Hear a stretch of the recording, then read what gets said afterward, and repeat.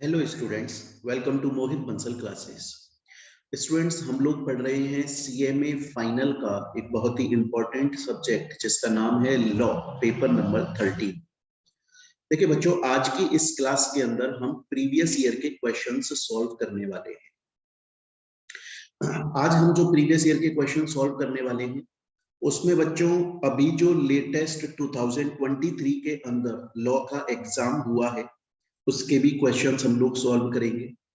उसके अलावा बाकी जो सीएमए के अंदर एंड सीए के अंदर जो क्वेश्चंस आए हुए हैं उन्हें भी सॉल्व करेंगे। बच्चों, आज हम इस क्लास में जो क्वेश्चन सॉल्व करने वाले हैं वो चैप्टर 1 का सॉल्व करने वाले हैं, कंपनी फॉर्मेशन एंड कन्वर्सन। इसी तरह से हर चैप्टर के, वैसे तो देखिए हम लोगों ने जब भी हम अपना चैप्टर पढ़ते हैं अपनी रेगुलर क्लास के अंदर तो हमने ये चैप्टर कंप्लीट कर लिया है जिसमें पूरा सीएमए का एक्सक्लूसिव स्टडी मटेरियल हमने फॉलो किया। टॉपिक वाइज ऑलरेडी हम लोगों ने क्लास के अंदर प्रीवियस ईयर के क्वेश्चन सॉल्व कर लिए थे। उसके अलावा चैप्टर के एमसीक्यूज की क्लासेस एंड नोट्स भी आपके पास में ऑलरेडी हैं। उसके अलावा बच्चों आपके रेगुलर टेस्ट चल रहे हैं जिनके अंदर बहुत सारे नए क्वेश्चंस आपको सॉल्व करवाए जाते हैं। वे ऑफ प्रेजेंटेशन बताया जाता है कि एक्चुअल एग्जाम के अंदर किस तरह से आपको आंसर लिखना चाहिए, आंसर का वे कैसे प्रेजेंट कैसे करना है ताकि आपको अच्छे मार्क्स मिले।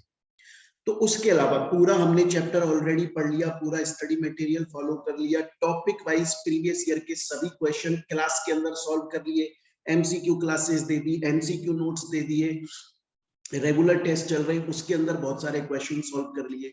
उसके अलावा बच्चों अब हम सभी चैप्टर्स के, हर चैप्टर के सीए के अंदर जो क्वेश्चंस आए हैं, पढ़ हम सीएमए का ही रहे हैं लेकिन क्या होता है कि बहुत बार सीए के अंदर भी एक कॉमन चैप्टर्स होते हैं तो सीए में से क्वेश्चन उठाकर दे देते हैं। बहुत बार जो सीएमए के स्टडी मटेरियल में नहीं होता वो भी क्वेश्चन आ जाते हैं क्योंकि आप फाइनल लेवल पर एग्जाम देने वाले हो, इसलिए हम सीए के भी क्वेश्चंस कर रहे हैं। और उसके अलावा अभी जो लेटेस्ट 2023 के अंदर आपका सीएमए का लॉ का एग्जाम हुआ है उसके भी क्वेश्चन यहाँ पर सॉल्व करवाए जा रहे हैं। क्लियर है? आज हम फर्स्ट चैप्टर से रिलेटेड करेंगे, then second chapter, then third chapter, पूरा कंप्लीट सिलेबस के अंदर सभी चैप्टर्स के अंदर सीएमए के क्वेश्चन तो हम क्लास में सॉल्व कर लेते हैं, दोबारा और करेंगे, एक्स्ट्रा क्वेश्चन और सॉल्व करेंगे, सीए के क्वेश्चंस भी सॉल्व करेंगे और लेटेस्ट जो सीएमए का पेपर आया है वो भी हम सॉल्व करेंगे।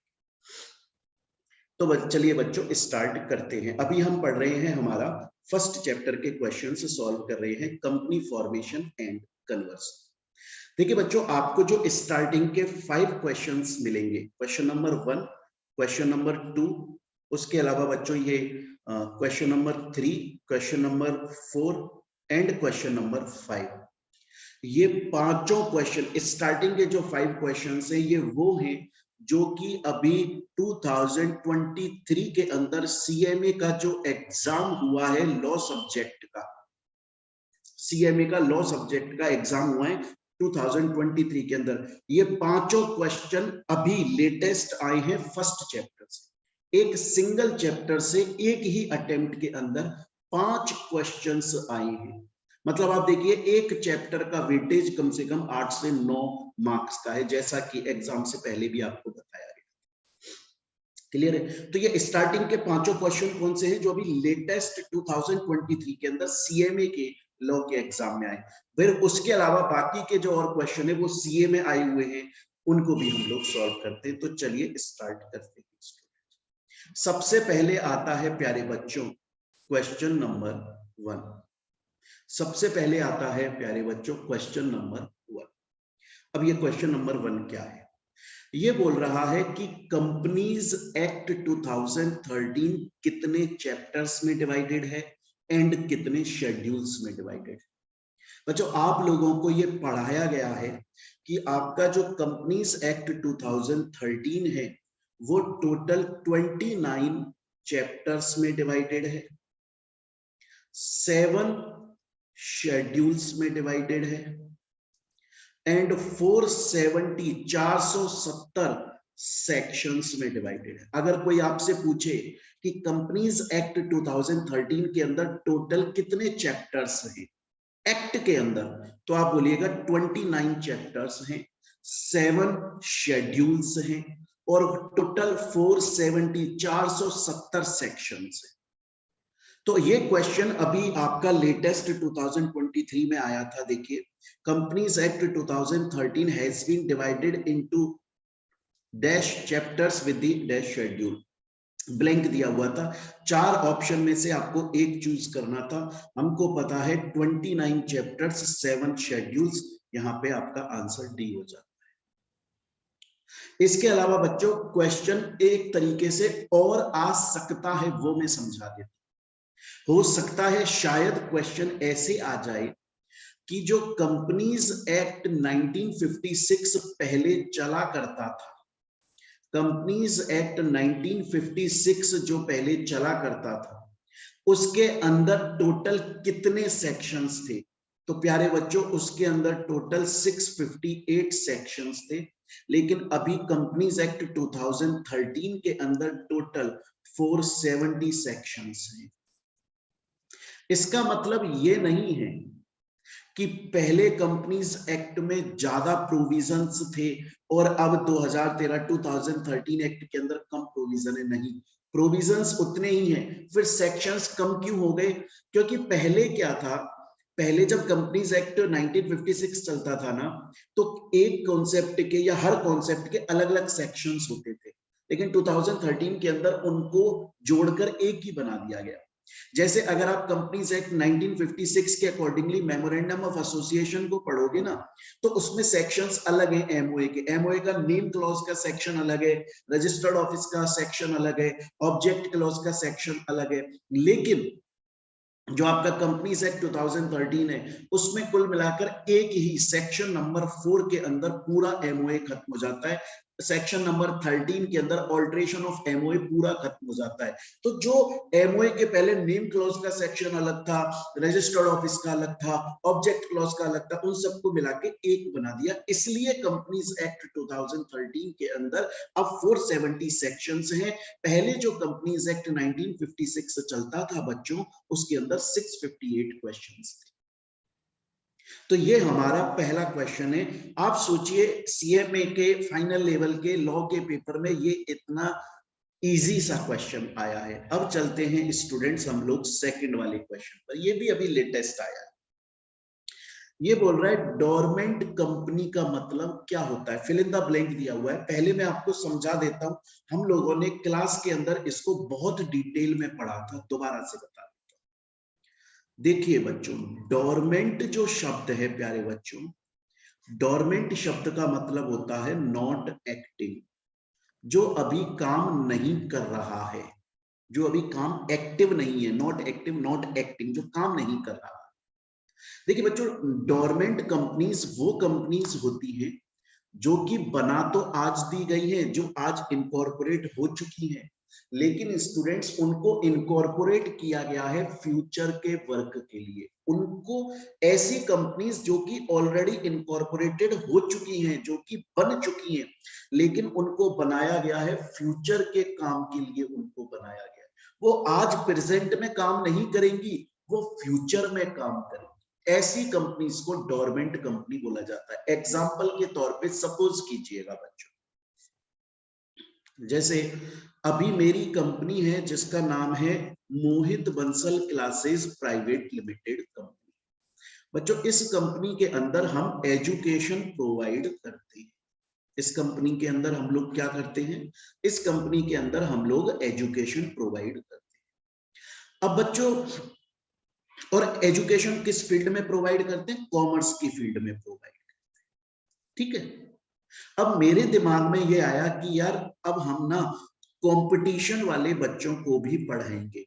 वो बच्चे जो यूपीएससी की तैयारी कर रहे हैं, या एसएससी की तैयारी कर रहे हैं, या बैंक की तैयारी कर रहे हैं, या एसआई सब इंस्पेक्टर की तैयारी कर रहे हैं, वो जितने भी कंपटीशन के एग्जाम से, हम उनको भी पढ़ाना स्टार्ट करेंगे। ऐसा मेरे माइंड में आया और मैंने सोचा कि यार जब मैं कंपटीशन वाले स्टूडेंट्स को भी पढ़ाना स्टार्ट करेंगे ना, तो उसके लिए मैं अलग से एक कंपनी खोलूंगा जिसका नाम रखूंगा Mohit Bansal classes competition private limited, ऐसे करके एक अलग से कंपनी ओपन करूंगा।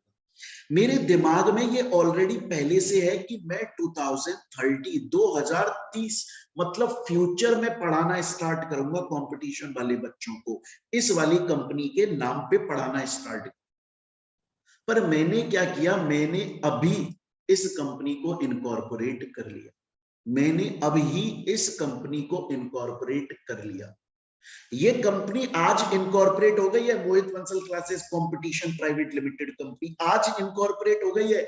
लेकिन किस लिए इसको इनकॉर्पोरेट किया गया है? उस काम के लिए जो कि फ्यूचर में किया जाएगा, तब तक के लिए ये कंपनी एक्टिव नहीं रहेगी, तब तक के लिए ये कंपनी एक्टिव नहीं रहेगी, ये कंपनी डोरमेंट रहेगी। डोरमेंट कंपनी वो कंपनी होती है जो कि भले से आज इनकॉर्पोरेट हो चुकी है, लेकिन उसको इनकॉर्पोरेट किया गया है फ्यूचर के काम के लिए।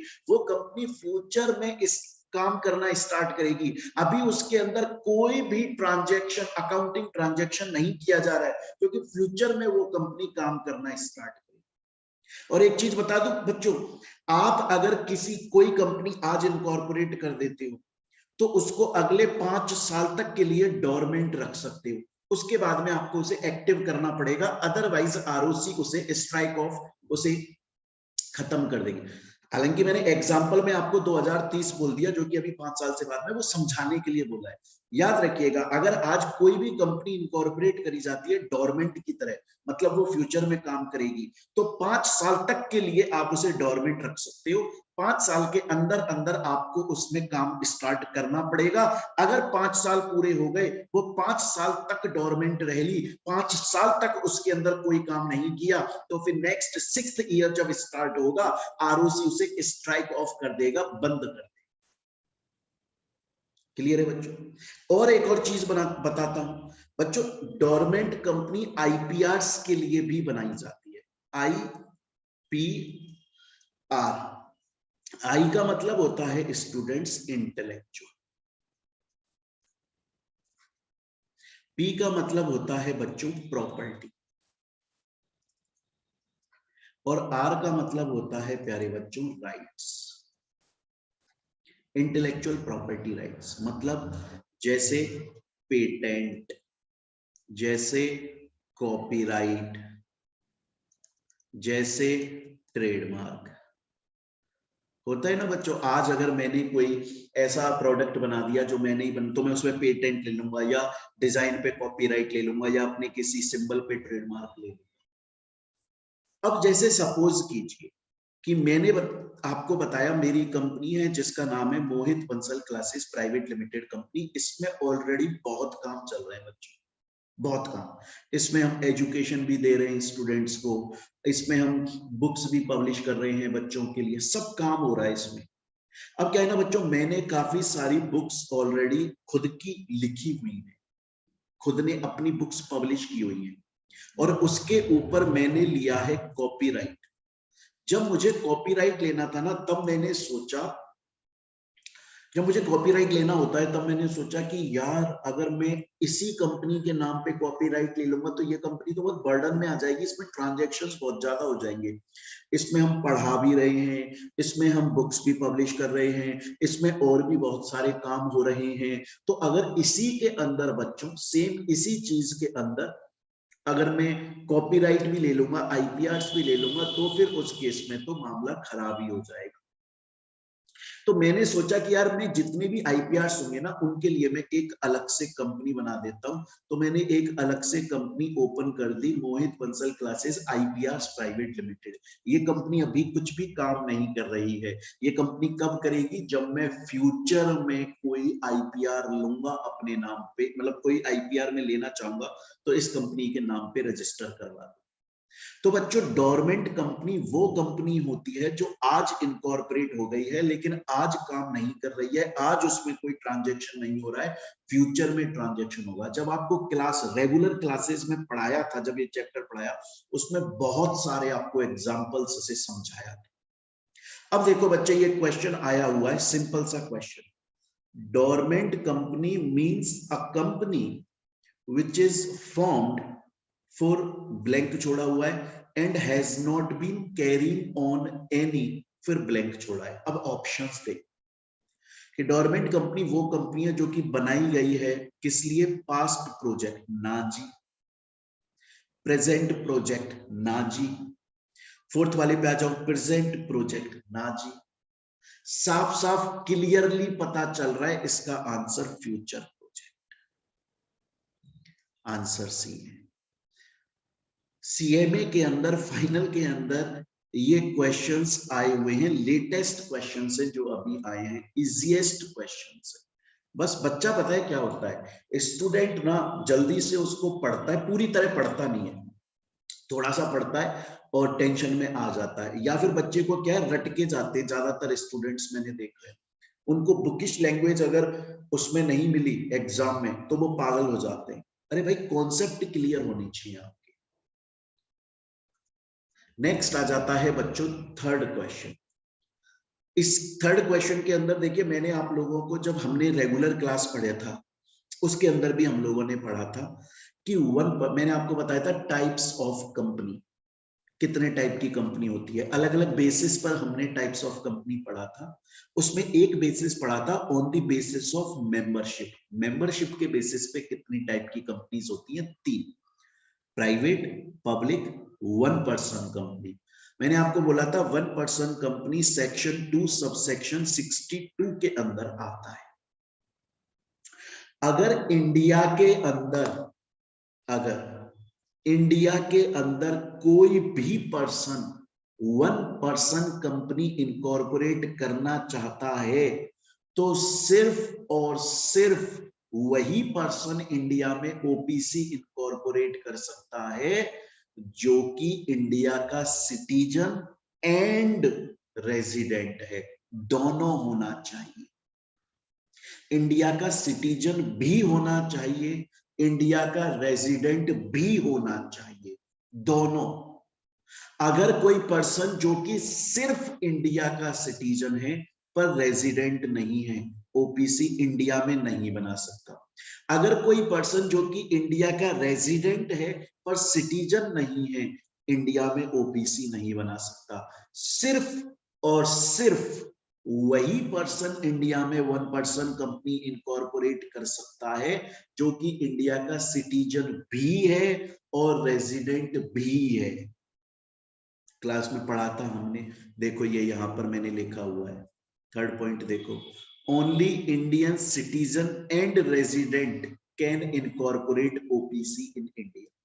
इसके अलावा मैंने एक चीज और बताई थी, जब भी कोई person one person company incorporate करता है, जब भी कोई person one person company incorporate करता है तो बच्चों उस पर्सन को अपना एक लीगल नॉमिनी जरूर से अपॉइंट करना होता है। सपोज कीजिए आज मैंने कोई वन पर्सन कंपनी इनकॉर्पोरेट करी, कल को अगर मुझे कुछ हो गया तो मेरी तो कंपनी बंद होने पर आ जाएगी।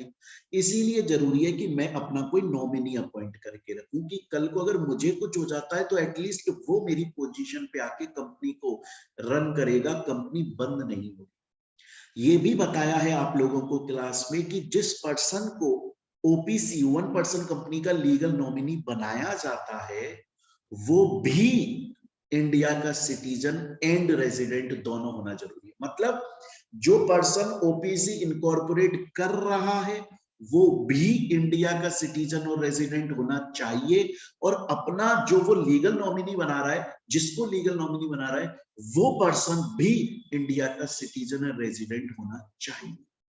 अब क्वेश्चन पढ़िए जो आपके सीएमए के एग्जाम में आए। देखिए ये बोल रहा है only a natural person who is and shall be eligible to incorporate a one person company। साफ साफ पता है Indian citizen and resident of India, answer C है इसका। आपके जो क्लास आपके पास में जो बुक्स है उनके अंदर ये मैंने क्लियरली चीजें लिखी हुई है, एक एग्जांपल्स के थ्रू भी समझा था आपको, कहानी तक बताई थी वन पर्सन कंपनी इंडिया में आखिर क्यों आई थी, आने से क्या बेनिफिट है, नहीं आने से क्या लॉस है, सब बताया। नेक्स्ट चलते हैं। मैं फिर से बोल रहा हूं, शुरू के जो 5 क्वेश्चन हम पढ़ रहे हैं वो लेटेस्ट 23 वाले एग्जाम के अंदर आए हुए, एक ही चैप्टर से कम 8 से 9 नंबर का आया है, और ये आपको एग्जाम से पहले बताया था, ये चैप्टर बहुत इंपॉर्टेंट है। देखिए बच्चों,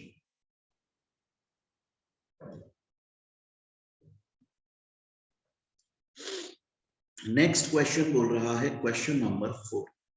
वो क्या बोल रहा है क्वेश्चन नंबर 4 कि एक प्रोड्यूसर कंपनी है XYZ लिमिटेड नाम की, XYZ लिमिटेड नाम की एक प्रोड्यूसर कंपनी है, और उस प्रोड्यूसर कंपनी के अंदर मिस्टर एक्स नाम का एक डायरेक्टर है। ये कंपनी अपने डायरेक्टर को लोन देना चाहती है। आपसे पूछा गया है कि अगर एक प्रोड्यूसर कंपनी अपने डायरेक्टर को लोन दे रही है तो उसे किन किन चीजों का ध्यान रखना चाहिए या क्या क्या प्रोविजंस आते हैं। ये बच्चों जब आपको क्लास में प्रोड्यूसर कंपनी वाला पार्ट पढ़ाया था तब मैंने आपको ये बोला था कि कोई भी प्रोड्यूसर कंपनी अपने मेंबर को या डायरेक्टर को लोन दे सकती है, कोई प्रॉब्लम नहीं है, लेकिन टाइम पर रीपेमेंट करना पड़ेगा। कोई भी प्रोड्यूसर कंपनी अपने मेंबर या डायरेक्टर को लोन दे सकती है, लेकिन टाइम पर रीपेमेंट करना पड़ेगा। याद कीजिए, जब आपको प्रोड्यूसर कंपनी क्लास में पढ़ाया गया था प्यारे बच्चों, तो आपको मैंने 3 प्रीवियस ईयर के क्वेश्चन सॉल्व करवाए थे साथ में, प्रोड्यूसर कंपनी के अंदर टॉपिक से रिलेटेड। उसमें एक क्वेश्चन हमने ये पढ़ा था कि वो कौन कौन सी सिचुएशंस होती हैं जहां पर प्रोड्यूसर कंपनी के डायरेक्टर को वैकेट किया जा सकता है, हटाया जा सकता है। उसमें एक ये भी प्रोविजन पढ़ाया था मैंने, अगर प्रोड्यूसर कंपनी के डायरेक्टर ने अपनी प्रोड्यूसर कंपनी से लोन लिया हुआ है और अगर उस लोन के रीपेमेंट में वो डिफॉल्ट कर देता है और अगर वो डिफॉल्ट 90 दिन तक चल जाता है तो उसको रिमूव कर दिया जाएगा। मतलब सपोज कीजिए कि XYZ लिमिटेड ये जो कंपनी है प्रोड्यूसर कंपनी, ये मिस्टर एक्स डायरेक्टर को लोन दे देती है, और सपोज कीजिए लोन मैच्योर हो जाता है, मतलब वो टाइम आ जाता है जिसमें पेमेंट करना है, लेकिन लोन मैच्योर हो गया लेकिन मिस्टर एक्स ने रीपेमेंट नहीं किया, तो 90 डेज तक तो इनको बोला जाता है कि रीपेमेंट कर दो, रीपेमेंट कर दो। मतलब डिफॉल्ट तो इन्होंने कर दी, जिस दिन लोन मैच्योर हो गया, जिस दिन इनको रीपेमेंट कर देना चाहिए था, इन्होंने नहीं करा। वहां से 90 दिन तक इनको बस बोला जाता है कि रीपेमेंट कर दो। अगर 90 डेज तक ये डिफॉल्ट कंटिन्यू रहा, मतलब 90 दिन तक इन्होंने रीपेमेंट नहीं किया, तो अब इनको रिमूव कर दिया जाएगा कंपनी से, इनका ऑफिस वैकेट हो जाएगा। 2 मार्क का ये क्वेश्चन लेटेस्ट CMA एग्जाम में आया है, ये आपको लिख के आना था आंसर। नेक्स्ट चलते हैं 5th क्वेश्चन में। ये क्वेश्चन भी अभी लेटेस्ट है, ट्रू या फॉल्स आपको बताना है। इससे पहले मैं आपको ये ट्रू फॉल्स का आंसर पूछूं पहले, हालांकि हमने पढ़ा हुआ है गवर्नमेंट कंपनी क्या होती है, फिर दोबारा से बोल देता हूं। देखो बच्चों, सेक्शन 2 सबसेक्शन 45 के अंदर गवर्नमेंट कंपनी के अंदर गवर्नमेंट कंपनी के बारे में बोला हुआ है। क्या बोला है, ध्यान से सुनिए। कोई भी कंपनी, उसको गवर्नमेंट कंपनी मान लिया जाएगा अगर किसी भी कंपनी के मोर देन 50% शेयर्स अगर गवर्नमेंट ने होल्ड किए हुए, तो बहुत ध्यान से सुन लो, किसी भी कंपनी को गवर्नमेंट कंपनी मान लिया जाता है अगर उस कंपनी के मोर देन 50% शेयर्स गवर्नमेंट ने होल्ड किए। ये जरूरी नहीं है कि किसी कंपनी को गवर्नमेंट कंपनी सिर्फ तब माना जाएगा जब उस कंपनी के 100% शेयर्स गवर्नमेंट ने होल्ड किए। बिल्कुल भी ऐसा जरूरी नहीं है, कहीं पर यह जरूरी नहीं है कि एक कंपनी को गवर्नमेंट कंपनी सिर्फ तब माना जाता है जब उसके 100% शेयर्स गवर्नमेंट ने होल्ड किए, मतलब वो पूरी की पूरी कंपनी गवर्नमेंट के थ्रू ओन्ड है, कंट्रोल है, बिल्कुल भी नहीं। अगर किसी कंपनी के मोर देन 50% शेयर्स गवर्नमेंट ने होल्ड किए, उसे गवर्नमेंट कंपनी माना जाता है।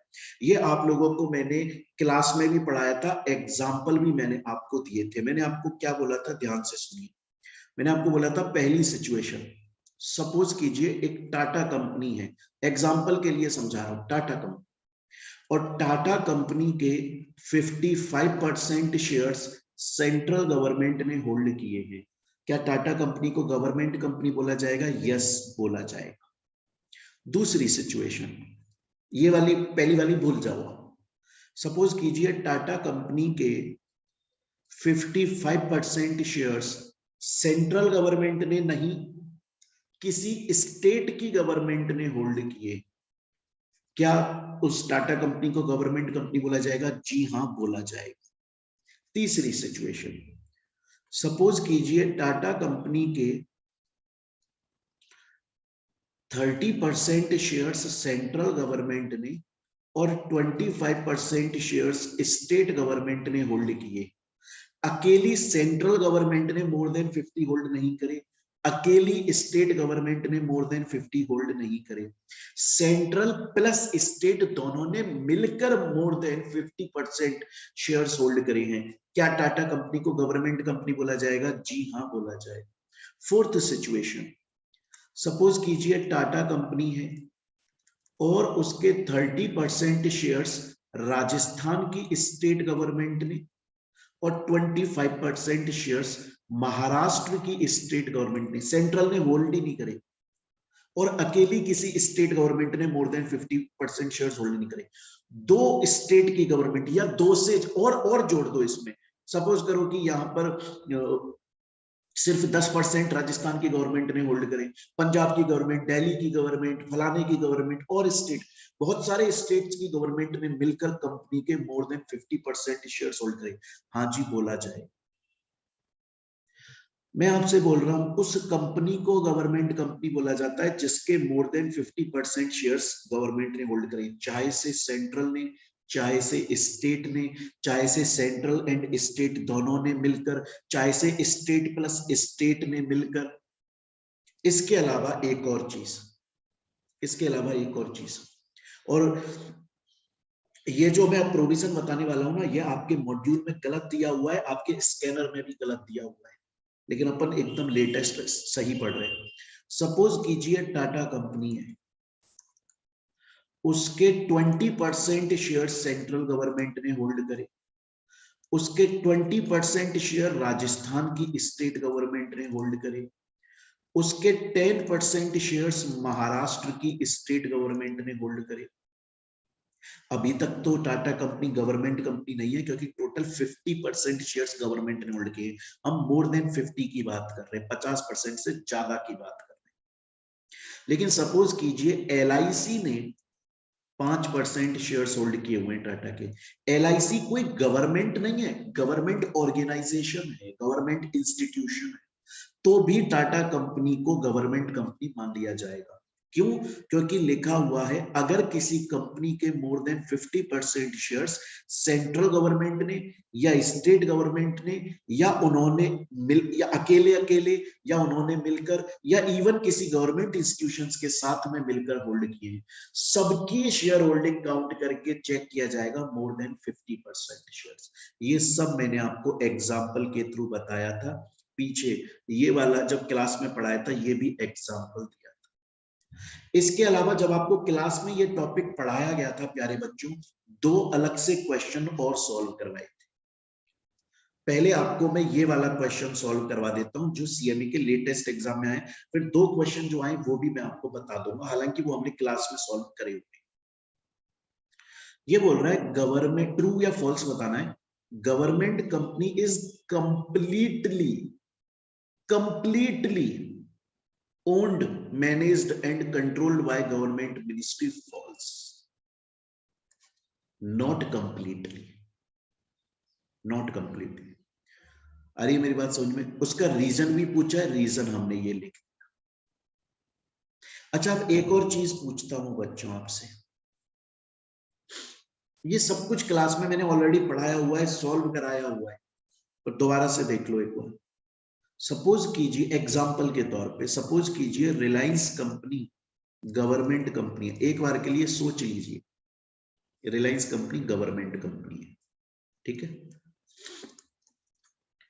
और रिलायंस की एक कोई सब्सिडरी कंपनी, कोई भी सब्सिडरी XYZ कोई भी सब्सिडरी कंपनी है, मतलब रिलायंस ने इसके 65% शेयर होल्ड करे, होली ओन सब्सिडरी नहीं है, होली ओन सब्सिडरी नहीं है, 100% सब्सिडरी नहीं है, नॉर्मल सब्सिडरी कंपनी है XYZ। क्या किसी गवर्नमेंट कंपनी की सब्सिडरी को भी गवर्नमेंट कंपनी माना जाएगा? यस, ये पढ़ाया था, ये देखो। और इसके ऊपर प्रीवियस ईयर में देखो ये क्वेश्चन आए हुए हैं, जब आपको क्लास में ये चैप्टर पढ़ाया था, ये क्वेश्चन जैसे गवर्नमेंट कंपनी टॉपिक आपको पढ़ाया, ये question on the spot solve करवाए थे। इस क्वेश्चन का अंदर आंसर स्कैनर में गलत दिया हुआ है, ये भी मैंने आपको क्लास में बता दिया था कि अपन एकदम सही पढ़ रहे।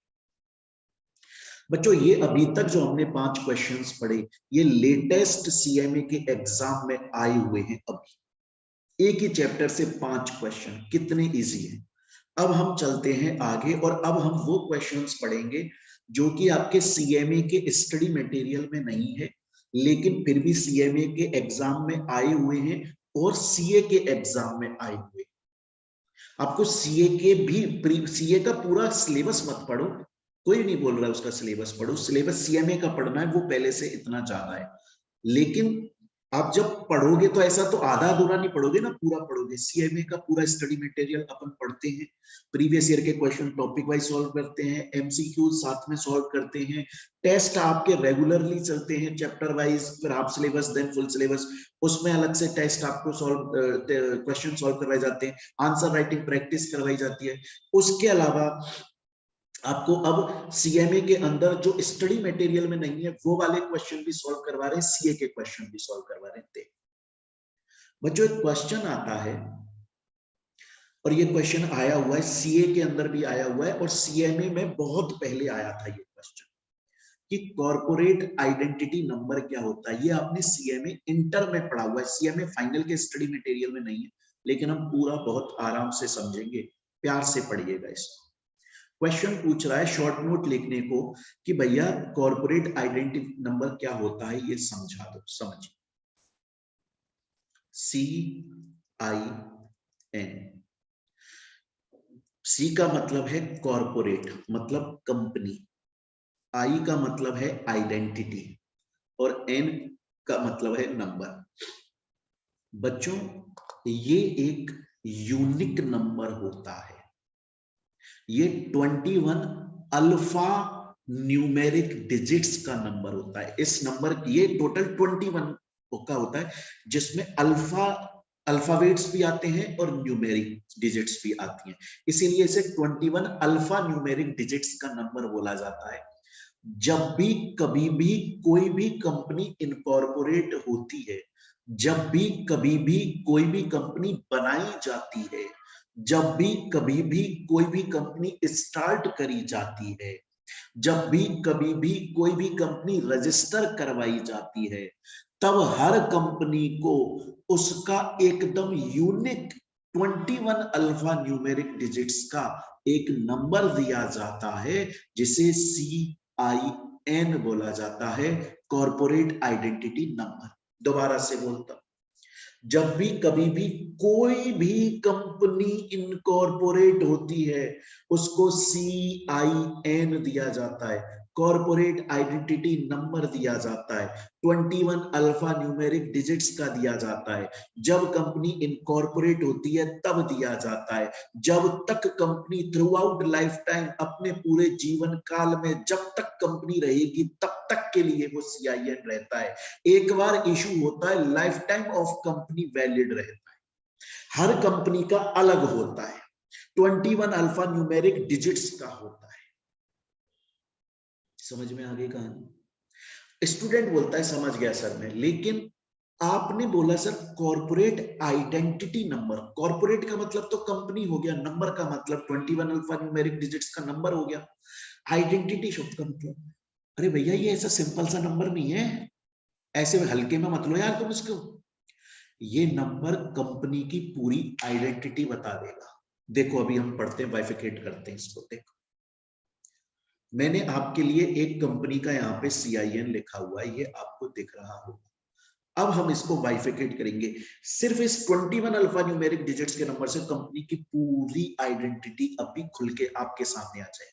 आज के बाद में जब आप किसी भी कंपनी का CIN देखोगे ना, आप उस कंपनी के बारे में सब कुछ, ऑलमोस्ट बहुत कुछ जान जाओगे। देखो, CIN का जो पहला अल्फाबेट होता है, पहला फर्स्ट, देखो CIN का जो पहला अल्फाबेट होता है वो कब ये बताता है कि कंपनी स्टॉक एक्सचेंज पर लिस्टेड है कि नहीं है, कंपनी स्टॉक एक्सचेंज पर लिस्टेड है कि अनलिस्टेड है। CIN का पहला अल्फाबेट इस बात को बता देता है। अगर किसी भी कंपनी का CIN स्टार्ट हो रहा है L से, समझ जाना वो कंपनी लिस्टेड है। अगर किसी भी कंपनी का CIN स्टार्ट हो रहा है U से, समझ जाना वो अनलिस्टेड है। तो अभी जो मैंने CIN आपको लिख के दिया है वो कंपनी कैसी है, वो कंपनी बच्चा लिस्टेड है। क्लियर है? तो 21 अल्फा न्यूमेरिक डिजिट्स का होता है, लेकिन उसका जो फर्स्ट लेटर होता है ना CIN का, वो लिस्टिंग स्टेटस बताता है। अनलिस्टेड कंपनी का U से स्टार्ट होगा, लिस्टेड कंपनी का L से स्टार्ट होगा। क्लियर है? अब चलते हैं इसके बाद में, इसके बाद के जो नेक्स्ट 5 डिजिट्स होते हैं, नेक्स्ट 5 जो डिजिट होते हैं वो इंडस्ट्री का कोड बताते हैं। हर इंडस्ट्री का अलग कोड होता है, हमें पता लग जाता है इंडस्ट्री कोड से कि ये कंपनी किस इंडस्ट्री से बिलोंग करती है। कपड़े वाली कंपनी से बिलोंग करती है, कपड़े वाली इंडस्ट्री से, या मार्बल इंडस्ट्री से, या ऑटोमोबाइल इंडस्ट्री से, या इलेक्ट्रॉनिक डिपार्टमेंट से। हर इंडस्ट्री का एक अलग कोड होता है। तो CIN का जो सबसे पहला लेटर होता है वो लिस्टिंग या अनलिस्टेड स्टेटस बताता है, और उसके बाद के जो नेक्स्ट 5 डिजिट्स होते हैं वो उस कंपनी का इंडस्ट्री कोड बताते हैं, जो कि ROC ने उसको दिया। पूरा CIN ROC ने उसको दिया है। ये सब कुछ मैंने लिखा है। फिर उसके बाद के जो नेक्स्ट 2 अल्फाबेट होते हैं, 7th नंबर और 8th नंबर पे जो आते हैं, शुरू के 6 नंबर तो हमने पढ़ लिए, पहला वाला तो अल्फाबेट वो हमने पढ़ लिया, बाद के 5 हमने, नेक्स्ट 5 हमने पढ़ लिए। फिर जो 7 और 8th नंबर पे जो 2 अल्फाबेट्स आते हैं वो स्टेट बताते हैं कंपनी का। अगर RJ लिखा हुआ है तो कंपनी राजस्थान की है, अगर DL लिखा हुआ है तो कंपनी दिल्ली की है, अगर MH लिखा हुआ है तो कंपनी महाराष्ट्र की है, अगर TN लिखा हुआ है तो कंपनी तमिलनाडु की है। स्टेट बताते हैं 7th और 8th नंबर पे जो अल्फाबेट आते हैं। क्लियर है? हो रहा है बाइफिकेशन? ये सब कुछ मैंने यहां पर लिखा हुआ। इसके बाद के बच्चों जो नेक्स्ट 4 डिजिट्स होती हैं, जो कि 9th से लेके 12th नंबर तक जा रही हैं। शुरू के 8 हमने पढ़ लिए, पहला वाले ने हमको लिस्टिंग बताया, फिर बाद के 5 वाले ने इंडस्ट्री कोड बताया, फिर नेक्स्ट 2 अल्फाबेट जो 7th और 8th नंबर पे आ रहे हैं उन्होंने हमें स्टेट बताया कंपनी का। उसके बाद 9th से 12th नंबर तक जो न्यूमेरिक डिजिट्स, वो हमें कंपनी का ईयर ऑफ इनकॉर्पोरेशन बताती है, कंपनी कौन से साल में इनकॉर्पोरेट हुई है। जैसे ये कंपनी 2010 में इनकॉर्पोरेट। क्लियर है? उसके बाद के मेरे प्यारे बच्चों नेक्स्ट जो आपके 3 अल्फाबेट आते हैं, उसके बाद में जो आपके नेक्स्ट 3 अल्फाबेट्स आते हैं वो ये बताते हैं कंपनी प्राइवेट है कि पब्लिक है। अगर PTC लिखा हुआ है तो कंपनी प्राइवेट लिमिटेड कंपनी है, अगर PLC लिखा हुआ है तो कंपनी पब्लिक लिमिटेड कंपनी है। ये सब कुछ मैंने यहाँ आपके लिए लिखा है प्यारे बच्चों। और बाद के जो फिर लास्ट के आपकी 6 डिजिट्स बताते हैं वो रजिस्ट्रेशन नंबर बताते हैं कंपनी का। तो आपने देखा ये 21 अल्फा न्यूमेरिक डिजिट्स का जो एक CIN है, उसके थ्रू आपको कंपनी के बारे में सब पता लगा कि वो प्राइवेट है कि पब्लिक है, कब इनकॉर्पोरेट हुई थी, कौन सी स्टेट की है, कौन सी इंडस्ट्री में वो काम करती है, लिस्टेड है कि अनलिस्टेड है। समझ रहे हो इस बात को? तो बच्चों ये क्वेश्चन CA के अंदर आया हुआ है, और CMA में बहुत पहले कभी आया था, लेकिन CME के स्टडी मटेरियल में नहीं मिलेगा, इंटर में मिल जाएगा, फाइनल में नहीं मिलेगा, लेकिन एग्जाम में बिल्कुल आ सकता है। हमने यहाँ पर इसको पढ़ लिया। आगे चलते हैं। नेक्स्ट आ जाता है बच्चों, बोर्ड रिपोर्ट के बारे में पूछा गया है। हालांकि बच्चों मैं आपको बता दूं, जब सीएमए फाइनल लॉ आप पढ़ोगे तो आपको चैप्टर नंबर 4 पढ़ने को मिलेगा, जो कि अकाउंट्स एंड ऑडिट है। अकाउंट्स एंड ऑडिट, वहां पर आपको पढ़ने को मिलेगा बोर्ड रिपोर्ट सेक्शन 134। फिर सर उस चैप्टर का आपने इस फर्स्ट चैप्टर में क्यों ले दिया? क्योंकि ये क्वेश्चन कंफ्यूज करने के लिए आया हुआ है। देखिए पहले समझिए, हर कंपनी का जब फाइनेंशियल ईयर एंड हो जाता है, 31 मार्च को फाइनेंशियल ईयर एंड हो जाता है, तो फिर उसके बाद में कंपनी जो ईयर निकल गया 31 मार्च को, वो ईयर खत्म हो गया अप्रैल से 31 मार्च, तो फिर कंपनी क्या करती है, नेक्स्ट फाइनेंशियल ईयर में अप्रैल से नेक्स्ट फाइनेंशियल ईयर स्टार्ट हुआ, जैसे एग्जांपल के तौर पे 2022 2023 स्टार्ट हुआ अप्रैल 2022 में, खत्म हो जाएगा मार्च 2023, और फिर अप्रैल 2023 से और मार्च 2024 तक न्यू फाइनेंशियल ईयर है। तो इस वाले ईयर के अंदर जो ईयर निकल गया उसके लिए एनुअल जनरल मीटिंग की जाती है और देखा जाता है कंपनी ने पूरे साल में क्या काम किए, अच्छे किए कि बुरे किए। कंपनी उस ईयर के लिए एनुअल रिपोर्ट भी बनाती है, इतनी मोटी किताब होती है, एनुअल रिटर्न नहीं, रिपोर्ट बोला। ये पढ़ोगे आप चैप्टर नंबर 4 में, जब आओगे तब पढ़ोगे, है ना। तो एनुअल रिपोर्ट के अंदर बहुत सारी चीजें आती हैं, कंपनी का P&L, कंपनी का बैलेंस शीट, कंपनी का कैश फ्लो, कंपनी का डायरेक्ट प्रमोटर की रिपोर्ट, कंपनी के प्रोजेक्ट रिपोर्ट, कंपनी के ऑडिटर की रिपोर्ट। उसी तरह से एक बोर्ड ऑफ डायरेक्टर्स की रिपोर्ट होती है, उसमें डायरेक्टर्स बताते हैं कंपनी ने पूरे साल में क्या क्या काम किया, अच्छा किया बुरा किया, कंपनी के जो प्रोमिसेस थे, जो काम उसे करने थे, क्या उस ईयर में कंपनी ने कर दिए कि नहीं कर दिए, कहां कंपनी की गलती रह गई, क्यों गलती रह गई, इस गलती को कैसे सुधारा जाएगा, कब तक सुधार लिया, ये सब कुछ आता है बोर्ड रिपोर्ट के अंदर। कोई भी कंपनी है, चाहे से 1%, चाहे से प्राइवेट, चाहे से पब्लिक, कोई सी भी 1% कंपनी है, उसको ये बोर्ड रिपोर्ट बनाना कंपलसरी होता है। कंपलसरी होता है बच्चों ये बोर्ड रिपोर्ट बनाना उसको, और ये सेक्शन 134 में बनती है। अब क्वेश्चन में ये बोल दिया कि ओपीसी के केस में बोर्ड रिपोर्ट बनाओ, बात तो सेम है, या तो क्वेश्चन कुछ इस तरह से आता कि ओपीसी के केस में बोर्ड रिपोर्ट पे सिग्नेचर कौन करता है, तो बात अलग होती, तो हम इस क्वेश्चन को सिर्फ चैप्टर 4 में पढ़ते। लेकिन कंफ्यूज करने के लिए अगर ये सिंपल क्वेश्चन ये दे देते कि बोर्ड रिपोर्ट क्या है, तो भी यही आंसर होता, क्योंकि बोर्ड रिपोर्ट तो पब्लिक प्राइवेट 1% हर कंपनी को फाइल करना पड़ता है। ये सब कुछ मैंने यहाँ पे लिख दिया इसका, सीए के अंदर आया हुआ क्वेश्चन है। अब बच्चों नेक्स्ट जो हम 3-4 क्वेश्चन पढ़ने वाले हैं, वो स्टडी सीएमए के स्टडी मटेरियल में कहीं भी नहीं है, लेकिन एग्जाम में आए हुए, सीएमए के एग्जाम में आए हुए स्टडी मटेरियल में कहीं नहीं मिलेंगे आपको, इवन इंटर के स्टडी मटेरियल में नहीं है, फाइनल के स्टडी मटेरियल में नहीं, फिर भी सीएमए फाइनल में आ जाते हैं ये एग्जाम। पढ़ो, ये बोल रहा है कि ऐसी कंपनी है ना, ऐसा पब्लिक सेक्टर जो कि किसी पर्टिकुलर मिनिस्टर ऑफ डिपार्टमेंट के कंट्रोल में रहता है, ऐसे पब्लिक सेक्टर को क्या बोला जाता है बच्चे? Departmental undertaking. देखिए बहुत सारे डिपार्टमेंट्स, मिनिस्ट्रीज होती हैं, finance ministry, home ministry, defence ministry, उनका जो मिनिस्टर होता है ना, उनके फुल्ली कंट्रोल के अंदर बहुत सारे पब्लिक सेक्टर होते हैं, उनको एक नाम अगर दिया जाए तो डिपार्टमेंटल अंडरटेकिंग बोला जाता है। क्लियर है? उसी तरह से नेक्स्ट क्वेश्चन पूछ रहा है कि वो कौन सी कंपनीज हैं जिनके शेयर होल्डर प्राइवेट लोग भी बन सकते हैं। प्राइवेट लोग का मतलब है नॉन गवर्नमेंट लोग, तो गवर्नमेंट कंपनी। अभी अभी बोला था ना, गवर्नमेंट कंपनी वो होती है जिसके शेयर्स मोर देन 50% गवर्नमेंट ने होल्ड किए, मतलब थोड़े बहुत शेयर्स तो प्राइवेट लोग भी होल्ड कर सकते हैं। क्लियर? इसके बाद में नेक्स्ट क्वेश्चन देखिए, ये कहीं भी नहीं मिलेगा स्टडी मटेरियल में, लेकिन आया हुआ है एग्जाम।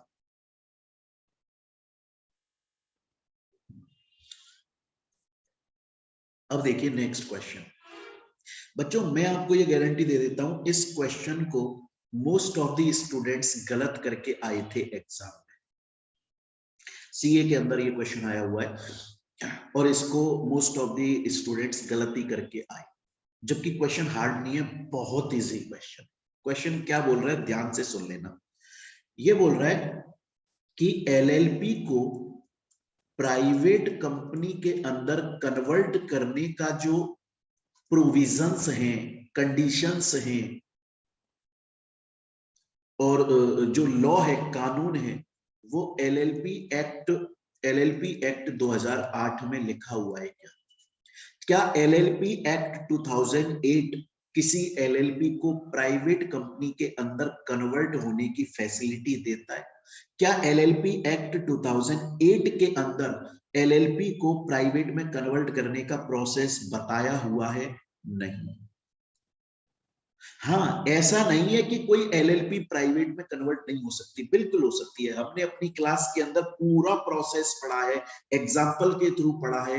याद हो आपको कैटरीना कैफ और वो सब एग्जाम्पल्स मैंने आप लोगों को समझाए थे कि भैया एलएलपी कैसे प्राइवेट कंपनी में कन्वर्ट हो सकती है। लेकिन ये जो एलएलपी प्राइवेट कंपनी में कन्वर्ट होती है, इसके जो प्रोसेस हैं, इसके जो प्रोविजंस हैं, वो प्यारे स्टूडेंट्स एलएलपी एक्ट 2008 में नहीं लिखे हुए, कंपनीज एक्ट में लिखे हुए। क्वेश्चन क्या पूछ रहा है कि क्या एलएलपी एक्ट फैसिलिटी देता है क्या एलएलपी को प्राइवेट कंपनी में कन्वर्ट करने की? ना, कंपनीज एक्ट देता है। याद रखिएगा। क्लियर है ये चीज? नेक्स्ट क्वेश्चन पर आ जाते हैं प्यारे स्टूडेंट्स। ये क्वेश्चन भी एग्जाम में बहुत पहले आया था। ध्यान कीजिए, आप लोगों को मैंने ये पढ़ाया था, टाइप्स ऑफ कंपनी जब पढ़ाया था तो उसमें पढ़ाया था on the basis of incorporation. Incorporation के बेसिस पर कितने टाइप की कंपनी होती है, उसमें मैंने एक स्टैट्यूटरी कंपनी बताई थी।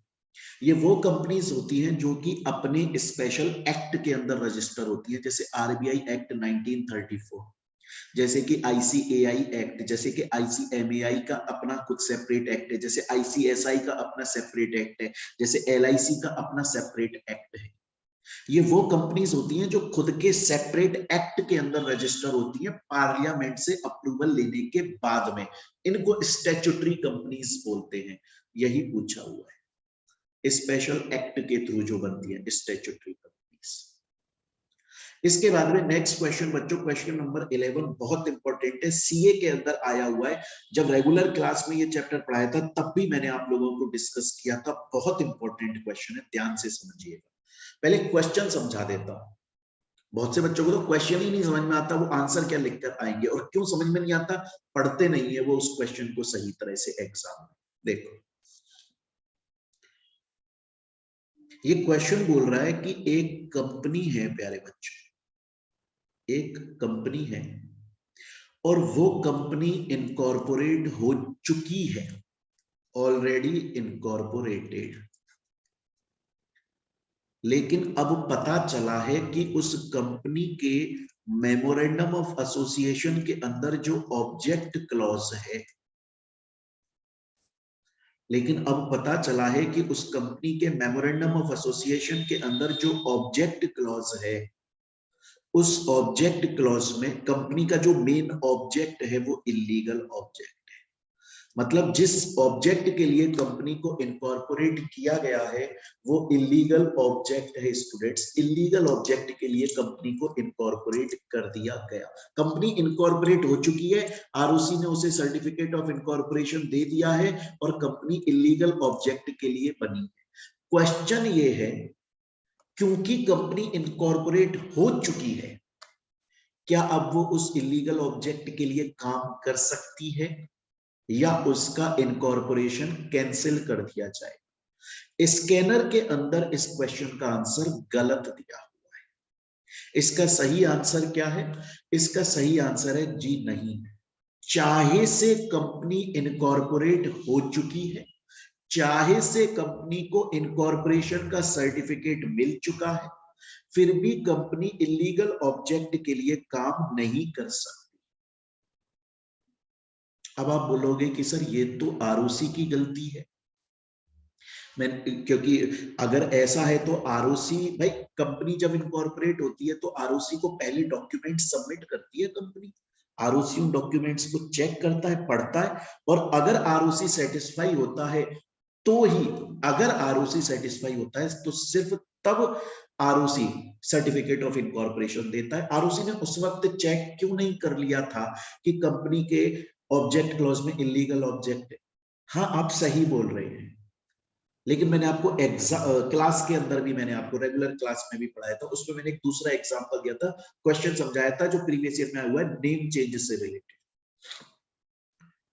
ऐसा नेम चेंज में भी होता है। सपोज कीजिए आज एक कंपनी बन गई, इनकॉर्पोरेट हो गई, आरओसी ने सर्टिफिकेट दे दिया, बाद में पता चला उस कंपनी का नाम ऑलरेडी कोई कंपनी बनी हुई थी उससे मिलता जुलता है, यहां भी आप बोलोगे आरओसी की गलती है, आरओसी को चेक करना चाहिए तो उसका नाम क्यों मिलता जुलता है, मना कर देते, इनकॉर्पोरेट मत करते। अरे भैया, आरओसी भी तो एक डिपार्टमेंट है ना, उसमें भी तो ह्यूमंस काम करते हैं, उनसे चलो चेकिंग में गलती हो गई, दिन में उनके पास में हजारों फाइलें आती हैं कंपनी बनाने के लिए, उसमें से कोई एक आध बाई चांस उन्होंने गलती से इनकॉर्पोरेट कर दी, इसका मतलब ये थोड़ी है कि आपको इलीगल ऑब्जेक्ट के लिए परमिशन मिल गई। अब आप रोड पे मर्डर करते हुए डोलोगे क्या? आपने अपने एक कंपनी इसलिए इनकॉर्पोरेट करी जिसका काम है कि वो कॉन्ट्रैक्ट लेके लोगों का मर्डर करेगी। लॉ में एक लाइन लिखी हुई है, देखिए, no one can take advantage of its own wrong, no one is allowed, किसी भी बंदे को ये अलाउ नहीं है कि वो अपनी गलती का फायदा उठा सके। ये गलती कंपनी की है, कंपनी से कैसे गलती हो गई? जब कंपनी स्टार्टिंग में अपना ऑब्जेक्ट बना रही थी, उसने इलीगल ऑब्जेक्ट लिखा, ये जानबूझ के करी गई गलती है, कंपनी इसका फायदा नहीं उठा सकती। चाहे से कोई कंपनी इनकॉर्पोरेट हो गई है, चाहे से सर्टिफिकेट मिल गया है, फिर भी वो उस इलीगल ऑब्जेक्ट के लिए काम नहीं कर सकती, उसे ऑब्जेक्ट क्लॉज चेंज करना पड़ेगा, अदरवाइज उसका रजिस्ट्रेशन कैंसिल हो जाएगा। ये आपके स्टडी मटेरियल में कहीं भी नहीं है, लेकिन एग्जाम में आ चुका है ये क्वेश्चन, तो आपको सॉल्व करना पड़ेगा। नेक्स्ट आगे चलते हैं। नेक्स्ट ये बोल रहा है कंपनीज एक्ट 2013 को कौन कौन सी अथॉरिटी एडमिनिस्टर करती है? तो भैया ये बड़ा सिंपल है, ministry of corporate affairs and ROC, simple सा आंसर है। बच्चे फिर भी कंफ्यूज हो जाते हैं, कभी वो लिखकर आ जाते हैं कि भैया सेबी है, कभी स्टॉक एक्सचेंज, कभी फेमा, नहीं, MCA, ministry of corporate affairs and registrar of companies. Next question आ जाता है, क्या एक प्रोड्यूसर कंपनी को भी इंटरनल ऑडिट करवाना जरूरी है जैसे बाकी कंपनीज को करवाना पड़ता है? जी हाँ, करवाना पड़ेगा। उसके अलावा नेक्स्ट बात आ जाती है, क्या एक प्रोड्यूसर कंपनी बाकी सभी कंपनीज की तरह अपना आर्टिकल ऑफ एसोसिएशन ऑल्टर कर सकती है? जी कर सकती है, प्रोड्यूसर कंपनी भी बाकी और कंपनीज की तरह अपना आर्टिकल ऑफ एसोसिएशन ऑल्टर कर सकती है। कैसे? बहुत सिंपल है, सुन लो। क्लास में ये सब प्रोविजन पढ़ाए हैं आपको मैंने, स्टडी मटेरियल में नहीं है, लेकिन मैंने अलग से पढ़ाए हुए हैं ताकि अगर एग्जाम में क्वेश्चन आए तो अपने जो स्टूडेंट्स हैं उनको कभी कोई प्रॉब्लम नहीं हो। अपन ने सब कर लिया है, सीएमए का स्टडी मटेरियल पढ़ लिया, एमसीक्यूज कर लिए हर चैप्टर के, प्रीवियस ईयर के क्वेश्चन कर लिए, और जो स्टडी मटेरियल में क्वेश्चन जो टॉपिक नहीं है उनसे रिलेटेड सीए के क्वेश्चन, सीएमए के क्वेश्चन कर लिए, रेगुलर टेस्ट के अंदर और बहुत सारे क्वेश्चन की प्रैक्टिस करवा दी, लाइव बच्चों को समझाकर आंसर राइटिंग प्रैक्टिस करवा दी। बेस्ट है, टेंशन मत लो, मस्त मार्क्स आने वाले हैं। क्वेश्चन है, बोल रहा है प्रोड्यूसर कंपनी अपने एओए को कैसे ऑल्टर करेगी? भैया देखो, बड़ी सिंपल सी बात है, दो ऑप्शन है, दोनों में से कोई भी ऑप्शन चूज करके कंपनी ऑल्टर कर सकती है। पहला ऑप्शन क्या है, 2/3 ऑफ इलेक्टेड डायरेक्टर्स, बहुत ध्यान से सुनिए ना एक एक शब्द को, 2/3 of elected directors. Elected directors, देखो कंपनी के अंदर बहुत सारे डायरेक्टर्स होते हैं, जिनमें से कुछ डायरेक्टर्स ऐसे होते हैं जिनको इलेक्ट किया जाता है वोटिंग के थ्रू, तो कुछ डायरेक्टर्स ऐसे होते हैं जिन्हें बिना वोटिंग के अपॉइंट हो जाते हैं, नॉमिनी डायरेक्टर हो गया आपका, क्लियर? तो मैं बोल रहा हूं आपको 2/3 of elected directors, elected director का अगर 2/3 ये बोल देता है, अप्रूव कर देता है कि हाँ प्रोड्यूसर कंपनी एओए को ऑल्टर कर सकती है, तो हो जाए। या फिर कंपनी के टोटल जितने मेंबर्स हैं उनका 1/3 अप्रूव कर देता है और बाद में उसको जनरल मीटिंग के अंदर स्पेशल रेजोल्यूशन के थ्रू अप्रूव करा लिया जाता है। प्रोविजन समझिए बच्चे एक बार के लिए सही से, आप लोगों को पूरा प्रोविजन एक बार अच्छे से समझना पड़ेगा। सपोज कीजिए एक कंपनी है एयरटेल, या ऐसे मत, ऐसे समझिए बच्चों, एक प्रोड्यूसर कंपनी है एबीसी नाम की, एक प्रोड्यूसर कंपनी है, और उस प्रोड्यूसर कंपनी को अपना एओए ऑल्टर करना है क्योंकि कुछ ऑथराइज करना है। कंपनी को अपने लिए कुछ ना कुछ चीज ऑथोराइज करनी है, इसलिए एओए ऑल्टर करना चाहती है और जल्दी करना चाहती है। अब वो ये बोल रही है कि यार हम चाहें तो हमारे जो इलेक्टेड डायरेक्टर्स हैं, नॉट टोटल, इलेक्टेड डायरेक्टर्स जो हैं, उनके 2/3 से अप्रूव करवा लेते हैं, एओए का ऑल्टरेशन हो जाएगा। लेकिन इलेक्टेड डायरेक्टर का 2/3 अभी इंडिया में है नहीं, कंपनी के काम फॉरेन गए हुए, तो ये तो हो ही नहीं पाएगा। दूसरा ऑप्शन कि टोटल जितने मेंबर्स हैं उनके 1/3 से अप्रूव करवा लो। अब और फिर जनरल मीटिंग में स्पेशल रिजोल्यूशन 75% से भी अप्रूव करवाना पड़ेगा। कंपनी बोल रही है यार मेरे पास में इतना टाइम नहीं है कि मैं जनरल मीटिंग बुला के अभी एसआर पास करवा लूं, तो कोई प्रॉब्लम नहीं, अभी एक काम करो, 1/3 टोटल मेंबर्स के 1/3 से अप्रूव करवा लो। फिर जो नेक्स्ट जनरल मीटिंग होगी ना, उसमें मेंबर्स से इस वाले पर स्पेशल रिजोल्यूशन पास जरूर करवा लेना। उसे बोल देना कि हमने एओए ऑल्टर कर दिया था, इस वजह से ये ऑल्टरेशन था, मेंबर्स 1/3 मेंबर्स की अप्रूवल ले ली थी जो लॉ में लिखा हुआ है, अब आप स्पेशल रिजोल्यूशन पास कर दो, करवा लेना। क्लियर है बच्चों? अब ये आपके स्टडी मटेरियल में नहीं है, लेकिन क्वेश्चन आया हुआ है तो अपन ने सॉल्व कर लिया। तो स्टूडेंट्स, ये फर्स्ट चैप्टर से रिलेटेड वो क्वेश्चंस हैं जो कि अभी लेटेस्ट आए हुए थे, वो सॉल्व करवाए आपको। इसके अलावा और भी बहुत सारे क्वेश्चन को रेगुलर क्लास में कंप्लीट सॉल्व करवाए हुए हैं, आपको पता है। जैसे ही हमने कोई भी टॉपिक पढ़ा, टॉपिक से रिलेटेड जितने क्वेश्चंस आए सबकी सब सॉल्व करवा दिए। लेकिन अब हमने स्टडी मटेरियल में जो नहीं है उसके अलावा भी क्वेश्चन सॉल्व कर लिए, सीए के क्वेश्चन सॉल्व कर लिए, लेटेस्ट सीएमए के एग्जाम में जो क्वेश्चंस आए वो सॉल्व कर लिए। अब इसके बाहर से कुछ नहीं आ सकता। और आपके जो रेगुलर टेस्ट चल रहे हैं चैप्टर वाइज, हमेशा लगातार चलते रहते हैं एग्जाम तक। टेस्ट सीरीज तो अलग चीज है जो 1 महीने पहले आती है एग्जाम से। रेगुलर टेस्ट जो चल रहे हैं उनमें बहुत सारे आप लोगों के ऐसे क्वेश्चंस दिए जाते हैं, आपकी कॉपी चेक करी जाती है, आंसर राइटिंग प्रैक्टिस करवाई जाती है कि जूम पर आकर लाइव आंसर राइटिंग प्रैक्टिस करो, हर बच्चे को पर्सनली समझाया जाता है, कॉपी में गलतियां मार्क करी जाती हैं, उनसे आपकी वे ऑफ प्रेजेंटेशन भी इम्प्रूव हो रहा है और नए क्वेश्चंस आपको फेस करने को बोल रहे हैं। एग्जाम का आपको एनवायरमेंट मिलता है कि हाँ किस तरीके से आप एग्जाम में बैठकर दोगे। ऐसा थोड़ी है ना डायरेक्टली आप चले जाओगे एग्जाम देने पहली बार और वहां पे जाके पहली बार क्वेश्चंस देखोगे, प्रैक्टिस तो करोगे ना यार भाई उनकी। वही रेगुलर टेस्ट में अपन करते हैं। तो यहां तक हो गया, इसके नोट्स आपके पास में हैं, कंप्लीट सब कुछ आपके पास। अगर कोई स्टूडेंट सोशल मीडिया प्लेटफॉर्म पर देख रहा है क्लास को और अगर वो क्लास परचेज करना चाहता है तो बच्चे हमारी क्लास आप ऐप के थ्रू भी परचेज कर सकते हो या गूगल ड्राइव पर भी परचेज कर सकते हो। ऐप गूगल प्ले स्टोर पर जाके टाइप कर दो मोहित बंसल क्लासेस, ऐप मिल जाएगा, या वीडियो की डिस्क्रिप्शन में लिंक है ऐप का, वेबसाइट का, वहां से डाउनलोड कर सकते हो। और गूगल ड्राइव पर चाहते हो तो इस नंबर पे आप कॉल कर सकते हो, व्हाट्सएप कर सकते हो, टेलीग्राम पे मैसेज कर सकते हो, हमारी टीम आपको रेस्पॉन्स दे देगी। दूसरी चीज मैं बता दूं प्यारे बच्चों, जब आप हमारी क्लासेस लेते हो ना तो आपको कंप्लीट तो क्लासेस मिलती हैं, स्कैनर सॉल्व करवाया जाता है, सीए सीएमए सबका। उसके अलावा हर चैप्टर के एमसीक्यूज क्लासेस एंड नोट्स दिए जाते हैं। उसके अलावा सॉफ्ट कॉपी नोट्स भी दिए जाते हैं। उसके अलावा हार्ड कॉपी नोट्स भी दिए जाते हैं। मतलब ये पूरा पैकेज मिलता है आपको एक ही बार में, अलग से कोई अलग पैसा चार्ज नहीं, ये सब कुछ एक ही बार में आपको मिल जाता है। प्लस रेगुलर टेस्ट कंडक्ट होते हैं, प्लस आंसर राइटिंग प्रैक्टिस करवाई जाती है, प्लस अनलिमिटेड व्यूज रहते हैं एग्जाम तक, प्लस डाउनलोड ऑप्शन आपके पास में अवेलेबल रहता है, प्लस आप मोबाइल एंड लैपटॉप दोनों पर प्ले कर सकते हैं, चाहे से आप ऐप पे परचेज करते हो या गूगल ड्राइव। क्लियर बच्चों?